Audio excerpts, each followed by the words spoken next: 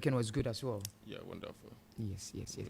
And also, we will be joined via Zoom and also on phone by international relations expert and also look into this. So she says that the U.S. intends to increase investment in on the continent and propel economic growth. Doc, let's start from the economic angle. How do we stand to benefit as a country with this visit economically? Thank you for the opportunity, and my greetings to Ghanaians. See, the United States of America has been in existence ever since they have gained their independence from the Britain. And Ghana also happened to be a colony under the Britain, the United Kingdom. So today, if two colonies are meeting, we should be looking at who is benefiting and who is gaining. Or are they all going to benefit mutually? Bilateral engagement must not come at a very big cost to one party. But when you take the history between Ghana and America, United States of America, Ghana has always been at the detrimental end, even though there have been some minor gains like investment in education, investment in health, technology, among others. For instance, in 2016, when Donald Trump became the president of the U.S., he actually allocated $60 billion onto the African continent. And then Ghana happened to be one of the major recipients of that money. Then their project they call Power for Africa, where they have invested about $7 billion. You can talk about AGWA, the African Growth and Opportunity Act, which allowed African businesses to export finished goods to the American economy. And apart from that, we can also talk about the large sum that they have allocated towards the fight against HIV/AIDS. And you can also talk about the Young African Leaders Initiative, YALI. So America, we have received some amount of gains, but anytime we are into an engagement with them, we suffer a lot. Let me give you one classical example. You can talk about the Voter project, the Akosombo project. The project was supposed to be, initially, it was conceived to power our aluminium production, where we convert our bauxite into aluminium. And the British were playing that canny style with us, where they will not tell Nkrumah that they were the first president of the Republic, that they were not going to give us the money. Already we all know that Britain at the time was suffering from fiscal challenges. So the Americans were approached, or Sajifo, Dr. Kwame Nkrumah approached the Americans. And the Americans were of the view that they would give us the money, because we needed about 130 million pounds to do the project. And we were having some, but we could not get, we needed about 30 million pounds from the World Bank. But before we can get that money, we must get a very competent company. And the Kaiser Alumni from US was ready to do the deal. But when they came, they said the bauxite that they were going to use, for the processing, they have to import it from America instead of using the Ghanaian bauxite. So you see how they should change our future. There's a host of other projects that they want their interest to prevail. And America's interest has always been a priority.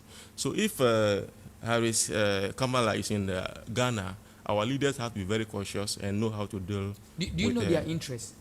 Their interest is the American interest. If not America, the world must collapse. That is their interest. Specifically, what are they coming into this visit? Now, they want to invest in a continent. Yes. And I learned cyber, they want to look at the terrorism, where they have already allocated $20 million. That was 2018. Yeah. And she's followed up with additional investment. What we must know is that there is a great competition between China and America about who is dominating in Africa. When you take the global power distribution, the presence of America and China in Africa, in 2014, 2014, China recorded 11% in terms of its power in Africa. By 2018, it increased to about 14%.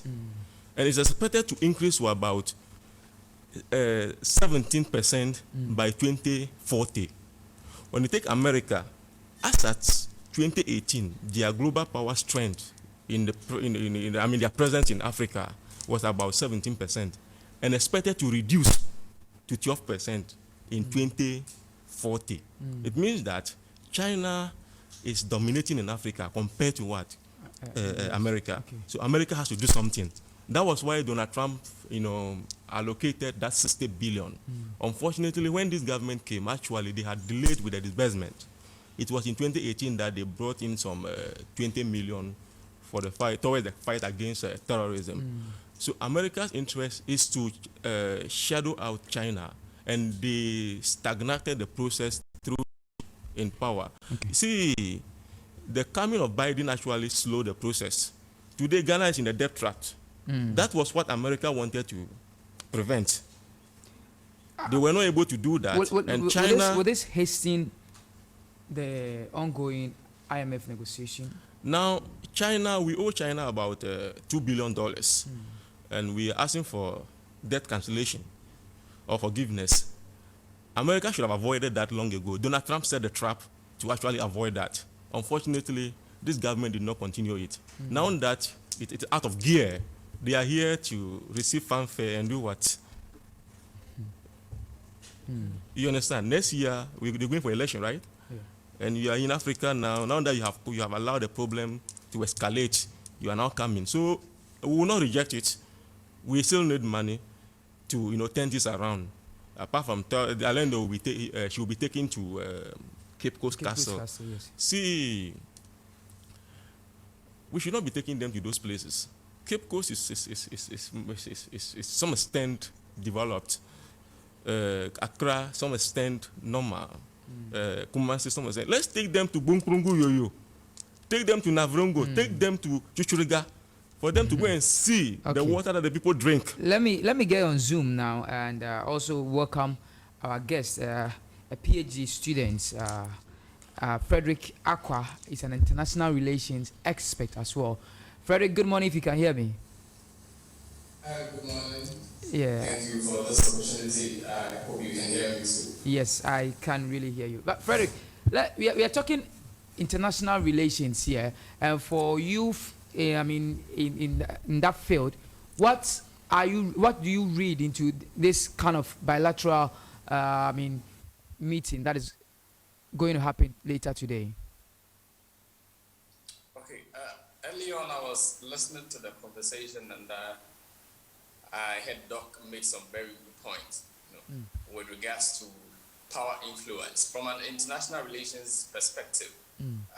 There are different school of thoughts in the field of international relations, but personally, I'm a proponent of the realism or the realist school of thought, which some international relations experts will say is very Machiavellian, but that to me is the reality, the practicality. So you look at the struggle for power and dominance in Africa, and then currently when you're looking at United States of America, you can't really tell if it is really the hegemon or the hegemonic state and the whales that influence the US used to wield globally in, let's say, in the past 10 years or 20 years, because you have China really matching up to them boot for boot in terms of trying to gain influence in this area.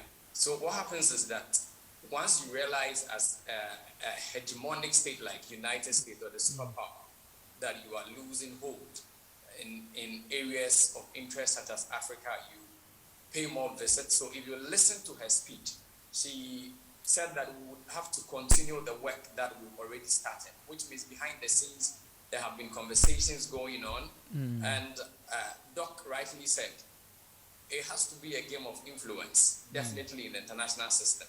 So if you look at the three countries that the vice president will visit, it's not like why you tend to think of why Ghana, why Zambia in South Africa, and then why Tanzania in East Africa. This is also to tell that United States will always go for its interest. And why am I saying interest? If you look at these three countries, to me, I see Ghana to be a consolidating democracy.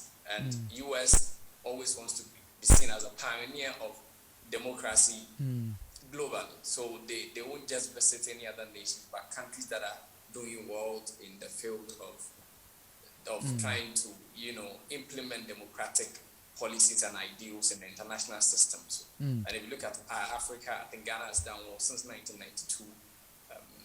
We really had peaceful elections and transfer of power, and that is what United States is all about in terms of their foreign policy. And mind you, there could also be other covert reasons or covert interests to they come in here, and she allows some of them to. So if I'm not speaking too much, or if I still have some time or I can speak, then I would rather want to break down her speech, because in the speech she said certain things that, particularly with regards to what she's about to do with this week-long visit to Africa. And if you listen to her well, it was not really Ghana.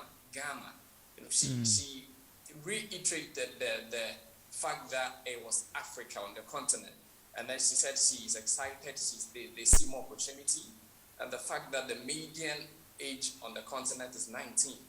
So that tells you that it is a place that in the coming years we would have a lot of talent to be developed. And as a country too, we have to really harness our youthful population and age and create a lot of opportunities, for the Ghanaian youth to, develop and globally be up there in the coming years. So I think, from international relations perspective, it still has to do with the power play in the international system and who gets what and when. And I think that's what US is trying to do.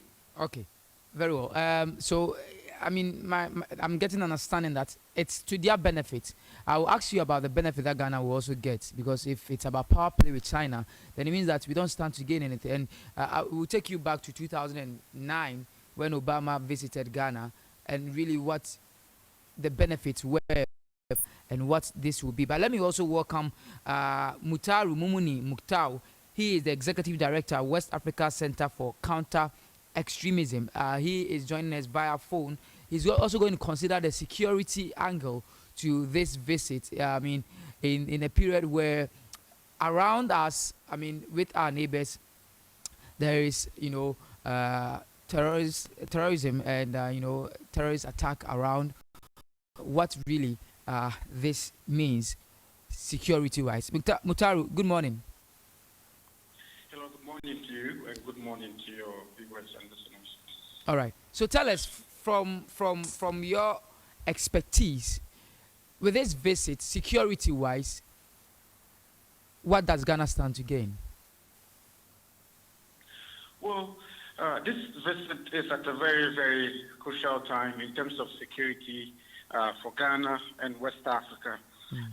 Those who follow the developments in the region know very well that we have been more exposed to terrorist violence and instability in the region than ever. And we'll see the U.S. government's role, involvement in helping to bring about stability, and also systems or activities that are intended at creating what we call resilience against terrorism in the region. AFRICOM has been involved in a lot of training and exercising for our military officers, as well as those of the other West African countries. Just in February this year, we had the commander of AFRICOM, the Africa Command, visit Ghana, to enhance that kind of collaboration, that kind of partnership intended at preventing terrorism from spilling over onto especially West African coastal states.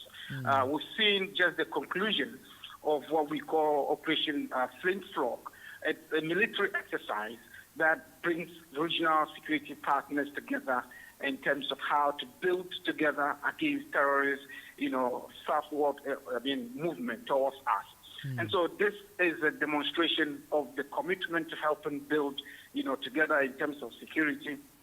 And there are several other initiatives that the U.S. government is looking at and interested in supporting. We have the Accra Initiative. That is also a very big coordinating mechanism to help prevent terrorism. So really, this visit is a huge, huge thing for us in terms of security. And I'm expecting that the meetings that she would have with our officers would help highlight these issues, and also looking forward in terms of what to, in terms of how to work together to ensure that we do not have terrorism on our soil.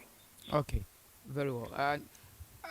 Do you think that the sub-region is prepared enough for in our fight against terrorism with what is going on? First of all, there's no any measure to determine whether you are immune or adequately prepared to deal with a threat like terrorism. It's a very complex threat, and like we've seen in the last couple of decades, no nation has ever been adequately prepared to deal with terrorism successfully. But what we're seeing, it's a very, very dedicated approach to dealing with it in terms of prevention and in terms of creating deterrence measures against the threat. Our government in the last 3 years has enhanced their capacity in terms of dealing with the threat, and more importantly, their analysis and perspective of the threat. The conception of the threat is key, and we're coming to the realization that there's a new conception of the threat in terms of looking at it from a whole of society approach and how to mobilize all actors, be it civil, government sector actors, to ensure that we create resilience against it and prevent it from happening. But as it is now, the most important thing is our ability to adapt to ensure that the changing nature, the evolution of terrorism, and the nuances relating to it, we catch up with it, not just catch up, but ahead of the threat, and to ensure that it does not happen here. Today, terrorism is very different from what it was 2 decades ago. Just like 12 years ago, the idea of terrorism happening was largely driven by negative religious ideals. But today, it's a completely different thing. We have existing, unresolved conflicts, prolonged ethnic chieftaincy and land disputes all over West Africa. That is becoming a big source of the threat and a big source of fatalities. We have a new phenomenon called banditry. Banditry in most parts of West Africa is the single biggest insecurity, to the populations, far ahead of the traditional terrorism. So how do you ensure that your measures, responses match this new changing dynamics? We have a huge youth bulge, youth unemployment, one of the single biggest drivers of insecurity. And it is something that states must, work on in a very, very big way. How do you create a space that allows young people to create job opportunities for themselves, to participate in realizing their aspirations? We do not have that. We have very, very short-term episodic activities and measures that, we create, like NAPCO, like youth unemployment-related stuff. These things are not adequate enough to absorb the bulk of young people who are struggling for jobs, who are struggling for space and opportunities to realize their expectations, their aspirations. We do not have that. And this is even more pronounced in many of the other West African countries. If we can't deal with it, we cannot deal with terrorism on a sustainable basis. Okay. All right, let me get back to the studio now. You hold on for me. Doc, you've talked about the fact that they are here for the American interest, but she's expected to meet the president later today. For you, what are the highlights you're expecting from the meeting? See, we have to redirect our attention to areas that have been neglected by the American government as far as their interest in Africa is concerned. He made mention, the other expert made mention of unemployment. That is a fundamental issue. Once you address unemployment, terrorism to some extent can be, prevented, because the youths are hungry. So if you meet a youth on the border and you negotiate with the youth and you give him or her some amount of money to carry a certain something and go and dump somewhere, we know the pollution that will come out and the death and the damages. So if once you're able to cure unemployment, see Boko Haram in Nigeria, the issue has to do with unemployment. They are recruiting our youth into these terrorist organizations. And you don't go and create such artificial industries and then turn around to give the people just $20 million to fight it. It doesn't work. Look at Burkina Faso. Look at Mali, look at Chad, look at Nigeria. You have destroyed all these countries by creating artificial terrorism industry or terrorist industry, whatever they call it, and turn around to give them coins to go and solve it. The fundamental issue is unemployment. How do we solve unemployment? You add value to your raw material. Through the production process, you employ the youth. They receive their wages and salary, and then they are able to solve their daily problem. America's interest is not that. Their interest is not to help us add value to the cashew, add value to the cocoa, the gold, the diamond, the oil and gas. Their interest is never there. But they know once they solve that problem, they will become poor and will be rich. So our leaders have to be very strict. You know, during the voter project, they thought they were using Nkrumah, but Nkrumah rather used them, even though it created budgetary challenges which eventually led to the overthrow of Nkrumah. We all know the consequences. We all know when it comes to military intervention on the continent, Nkrumah himself was removed through the handiworks of the CIA. Look at Gaddafi. Gaddafi created a Libyan economy that was self-sustaining and then employing other youth. When I was in secondary school, some of my mates actually left school for Libya because conditions there were better under Gaddafi's regime. You killed Gaddafi using our own black American president. But for you, what outcome are you expecting? From the outcome I'm expecting today is another cheat. If our leaders are not vigorous, are not, dynamic enough to identify certain loopholes that they might have brought onto the table. See, when we expect the president to talk about agriculture. Our problem now is inflation, right? About 54% inflation rate. If we are able to, before we gain independence, Osajifo Kwame Nkrumah brought Dr. Lewis, one of the best development economists, into the country, and asked him what he should do at the beginning. He said, just invest in food and agriculture, particularly food security, and everything will be solved. Today, there is hunger in Ghana. So once we are able to get the technology to, replace the old system of farming with a new system driven by technology, I think we can be able to produce enough, because it is only 57% of our arable land is being cultivated now. The remaining is lying there. What are we doing? So let's talk about agriculture, technology in general, in education, in the banking sector. About 80% of Ghanaians now have mobile phone. What are we doing about the mobile banking, mobile loan, digital credit, among others? What are we doing apart from the MTN quick loan and the Vodac, blah, blah, blah, blah, blah? We need to do more. We need a lot of innovation. America has done a lot when it comes to innovation. And risk-taking is not being championed in Africa. They must create models that will allow university graduates to come out with their ideas. They must open the innovative entrepreneurship institutes across all universities in the country. And then the youth are able to come up with ideas with respect to artificial intelligence. These are the areas we need to talk about as far as the president and then the Harris Kamala's meeting is concerned. Another thing we should also, let's forget about this issue of terrorism. Well, how many bombs have we had in Ghana? Please, let's talk about the real bread and butter issue. It's close to us. Our neighbors are facing that. It is the butter and bread issue that can solve that. Aggression cannot solve that. They went to Congo and did that. We kept quiet. They went to Congo, created artificial terrorism, sent American troops over there to destroy the country and extort resources from there. They went to Libya, killed Gaddafi. Nigeria, look at what is happening there.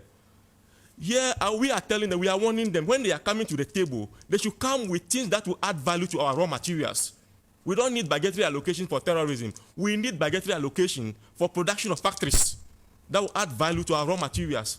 So we produce what we eat. When the stomach is filled to some extent, the brain begins to function well, and then we begin to look at innovative measures that we can use to sustain ourselves in terms of healthcare delivery, in terms of other family member extension with respect to poverty reduction, bridging the income inequality. Once you tackle the issue of unemployment through value addition, and the AGWA project, the African Growth and Opportunity Act, that allowed African exporters to send goods to America, they should stop the rationalization policy where they actually look at certain things that America is producing, so you are not allowed to bring them to America, like they did to Rwanda.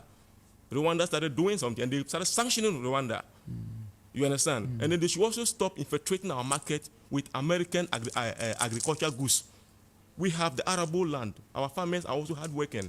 Some of them, and the Ghanaian government must begin to impose tariffs on some of these American goods that are bringing into the country. Right. They are killing Africa gradually and turn around to give us 20 million budgetary allocation.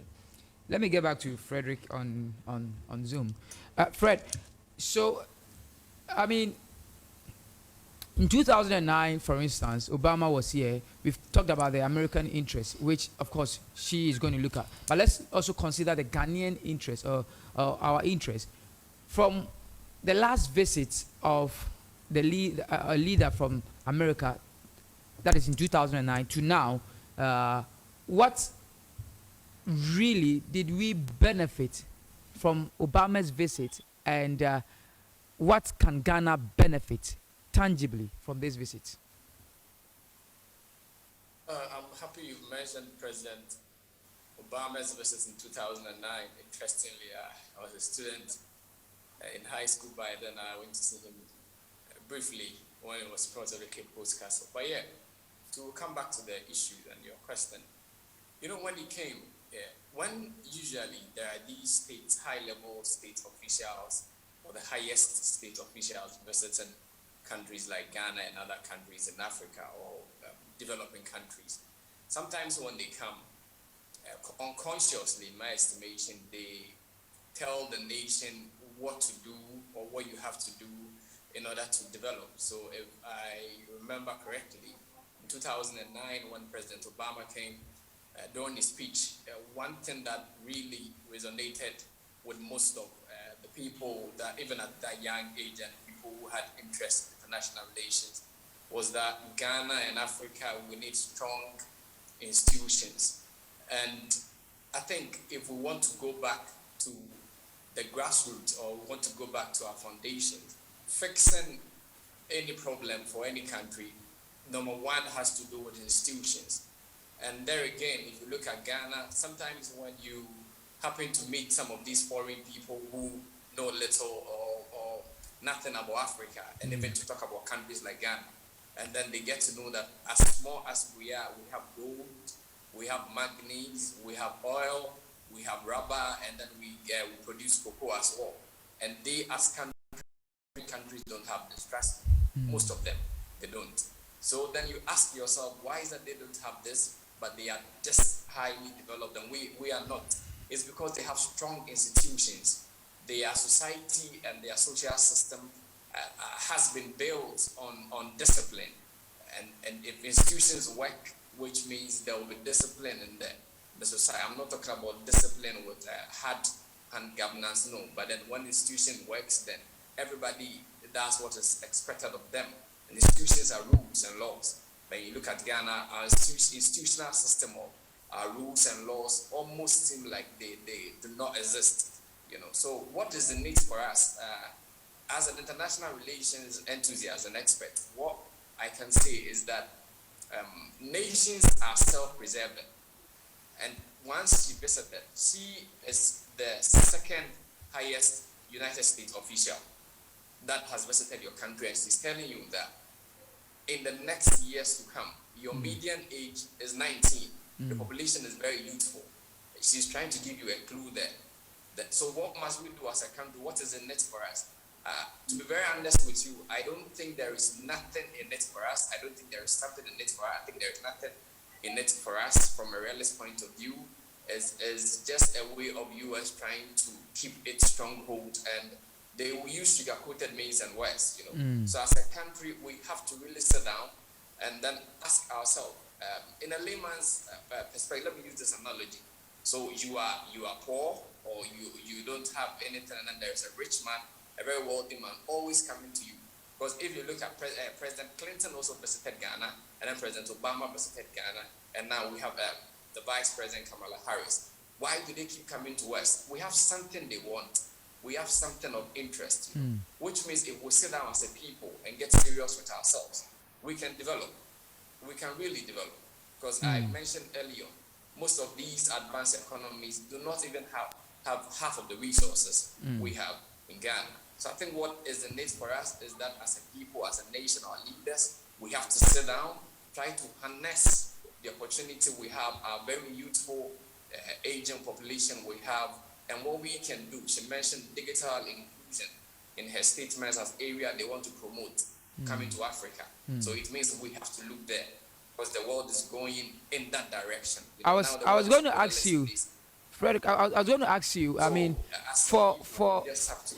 yeah, yes, for her to have chosen Ghana, the obvious question is, among all the 54 African countries, why did she choose Ghana as part of the country she's visiting? I mean, you talked about the fact that there's an interest, but why did she choose Ghana? Why did I mean the choice for Ghana? Really? Yeah, she chose Ghana because I said in my earlier submission that U.S. wants to be seen as the pioneer of democracy, of capitalism, and then liberal ideas throughout the globe.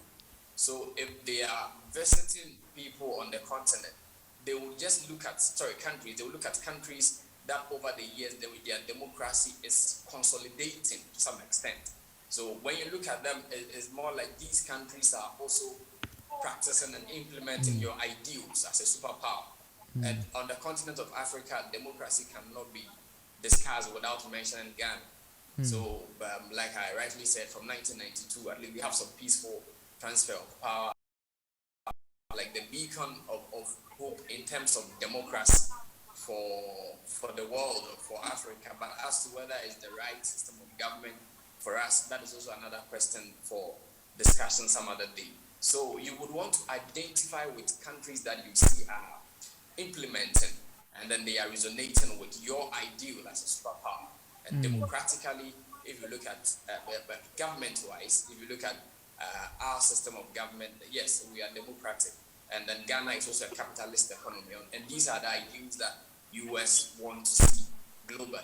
Because if you look at the other people that they are struggling in terms of the power hold or power sharing globally, China, you cannot really say China is a capitalist economy, and even Russia and some other countries that are on the other side, that are not on the same side when it comes to thinking in terms of ideals. Okay. So they see Ghana as a friend, and they see Ghana as a country that also gives into democratic ideals and the principles and ideals of the United States. And that one aside, to security-wise, Ghana is very peaceful. I think on the World Peace Index, we rank high. So it's very peaceful. You don't want to risk your vice attack. So yes, let's look at Ghana. That's also one of the reasons why they keep on coming to Ghana, because they know we are a very peaceful country, and then we have, like they say, we have a beautiful culture. We are very receptive and welcoming people. So yeah, and aside that, I mean, Ghana is more like a mineral or natural resources haven. So I told you there will be some covert reasons that they cannot mention or she cannot publicly say in her speech, but trust me, I'm United States and I want to partner with countries in Africa or West Africa. Why not Ghana? It's a peaceful country, it has a lot of resources, and some way, somehow, they don't really know how to use that. And as a superpower, if I can come and then sugarcoat my words to always make sure that I can keep my hold on it, then why not? Okay. Just have to do that. And all right. Please mind me, I'm thinking from a realist perspective. Sure. Thank you very much, Frederick Aka. I think that's where we will leave you.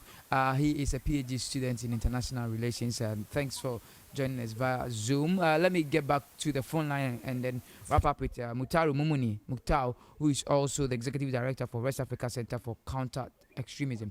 Mutaru, if you can hear me, in her speech yesterday, she talks about the fact that she's here to help Ghana, she's here to help strengthen our democracy and also good governance, and also promote peace and security. How is America going to help Ghana promote peace and security if she says that? Well, hello, can you hear me? Yes, I can hear you, if you also can hear me. Sure. Ghana has been a very long-time partner of the U.S. when it comes to governance and democracy and peace building. There are several USAID programs here in Ghana that are geared towards promoting peace and promoting coexistence. Like in the northern part of the country, I have been involved as an organization in several projects that are intended at building resilience against violent extremism, that are intended at conflict resolution and ensuring coexistence among various in the north. This has been a long time, going on for a very long time. I'm one of the bigger the government, the Mandela Washington Fellow. And I got involved in several security initiatives and peace-building initiatives in the U.S. as well as here in Ghana. And so it's a huge area of focus when it comes to peace-building and ensuring security of our region and of our country. And so I think that this kind of engagement here, while she's here, is to enhance collaboration in those areas. And like I said earlier, the counterterrorism measures through AFRICOM and several other government initiatives here are all intended at ensuring that there's peace and stability in the region and in Ghana as well. And so it's a big thing. It depends on how we make it a priority as a nation. Like I've listened to the various commentaries and the various speakers on your program talking about our priorities. We need to outline our own priorities when it comes to governance and security and development. Government or partners come in, they have their own priorities. We have to find ways to fit our priorities into their priorities to ensure that we work on the same page, achieving common results. Other than that, and achieve the goals that they expect to achieve. Okay. All right. Well, okay. Yeah. What did we make of it? How much did we make? Historic event Ghana.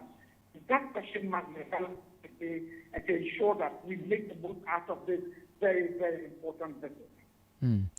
Thank you very much, Mutaru Mumuni Muktau, for joining us via phone. We appreciate your time with us. He is the Executive Director for West Africa Center for Counter-Extremism. But let me get back here and wrap up with Dr. Yao Mode. He's an economist. And Doc, you are not particularly excited about this. I mean, this visit and the fanfare around it. People were so much hopeful about this, but I mean, you just bust our bubbles. But let's be wrapping up. So from here, she will be visiting Tanzania. She will be visiting Zambia as well. For the continent at large, what would America take away after this visit? America is looking for an image that it has lost because of the presence of China, India, Russia, and other countries. We are no more in a unipolar world or even a bipolar world. We are in a multipolar world. What is happening in Ukraine and Russia should tell us that America is losing grounds. But the point is, we have to look at the world from its purposeful form. When we are campaigning human rights, are you looking at the value or you are looking at the purpose of that right? The value of having same-sex marriage and the purpose of that practice, are you looking at that? Does it have purpose at all? No. So if you are campaigning such an act and you want us to change our educational curricula in the name of a comprehensive blah, blah, blah, blah, blah, blah, you are killing people's genuine. Already, you have enslaved our grandparents for over 400 years, colonized us in more than 150 years. We are still under the yoke of neocolonialism for 65 years, and we are still poor. And you want to bring your cultural values to dominate our regime. And unfortunately, anytime they want to destroy Africa, they use our own blood. But Doc, but the point is, you've looked at it from I don't want to use the negative side. Is there nothing positive about this visit? The only positive about this is that positivity you're talking about can only be realized if we have leaders who can think without the box. So then it doesn't make it an American problem. So it doesn't make it an American problem. It should be an African problem. The problem of unemployment, poverty, income inequality. So if your leaders our leaders are able to table good proposals that, look, we are in debt crisis. We owe China about $2 billion. China is not part of the Paris Club, but you have some kind of relationship with China. So try and engage China and see if they can scrap part of the debt. And in your own capacity, what are you bringing the world before? See, when Mansa Musa traded around the Egyptian enclave to Mecca, the whole Egyptian economy collapsed. So when you're an American leader, you claim you're superpower, you are coming to Ghana. The Ghanaian economy to be in a standstill. You have to inject the dollars. Ghana is in debt crisis, and America has to do something. That is my first call. The other call I made has to be with the issue of value addition, which is going to be a long-term project. What we should also be looking at is the issue of our democracy. This democracy is too expensive. They should stop setting standards for Africans. The kind of democracy they have in America befit the American system. It does not befit the African system. So if there's an African government in place that is trying to move along the African way, they should exercise patience. They should have exercised patience for Gaddafi. They should have exercised patience for Thomas Sankara. They kill all our great leaders who will have developed the continent for us, and they are coming here to give us 20 million to fight terrorism. I think I am an anti-capitalist regime. The other panelist was saying that Ghana is a capitalist economy. Ghana is nowhere near capitalism. We are in a mixed economy where there are some state institutions that have been controlled by government. Particularly, you can look at even government policies today. Free healthcare, free SHS, free maternal care, free. These are socialist motivated projects. But what we should also be looking at is other countries. Their leaders must also, look at the issue beyond the killing. Don't say because of Boko Haram you accept anything on the table. You can choose to reject a whole package that you think you don't need and ask for what you need. The fanfare should stop. Let's put pragmatic policies on the table. Tell Kamala Harris that we need to add value. We are in debt trap. What are you doing in your capacity? Before you leave here, we should have about 1.5 billion. We should quantify the visit. It shouldn't be like it's only the president who will receive them, and then at the end of the day, the problem has not been. Obama came here. Today, Ghana GDP is what? Less than 4%. Obama came here. Today, Ghana's inflation is what? 54%. He came and said we should build institutions. No. Let's build the personalities from our basic education system. Senior high, from even primary, junior high, senior high to the university. Citizenship should be taught, not as a subject under social studies. It should be a standalone subject where taxation will be included, where citizens will be taught that nobody can solve your problem unless through yourself, unless through self-discipline. The other panelists made mention of discipline. Discipline from the personality point of view. Look, we took about 30 years to build the financial sector through the structural adjustment program and the financial sector stabilization program under the IMF and the World Bank, under the late Professor Kwesi Bochwe. After 30 years, it took one person to collapse the whole financial system, which is Honorable Ken Ofori-Atta. Very, very graciously and highly incompetent, morally corrupt. Okay. You understand? Yes. So if we are able to build the personalities, the persons, the good persons who build the system. All right. So I disagree with the argument from Obama that let's build the system. You cannot just build a system. It is human beings that will build the system. So let's build the human beings first, and they will create the system for us, and it becomes sustainable. I'm sure we'll have you back after the bilateral meeting today to look at the outcome really and whether they met your expectations or not. Dr. David Yao Mode, he's an economist. Thank you very much, Doctor, for joining us. You're welcome. And also via Zoom, we had Frederick Aqua, a PhD student in international relations in University of Cyprus, and also Mukhtaru Mukhtar also joined us via phone. He's the Executive Director for West Africa Center for Counter-Terrorism. This is the Breakfast Live. Up next is E&L segment with Biadela. I sat in for Lebanon Broker, and my name is Dennis Oseje. If you stay with us, we'll be back with E&L. Today we are talking tourism in Ghana, and you need to have listen, wait for this conversation. It's going to be very interesting with Precious Biadela. Stay with us.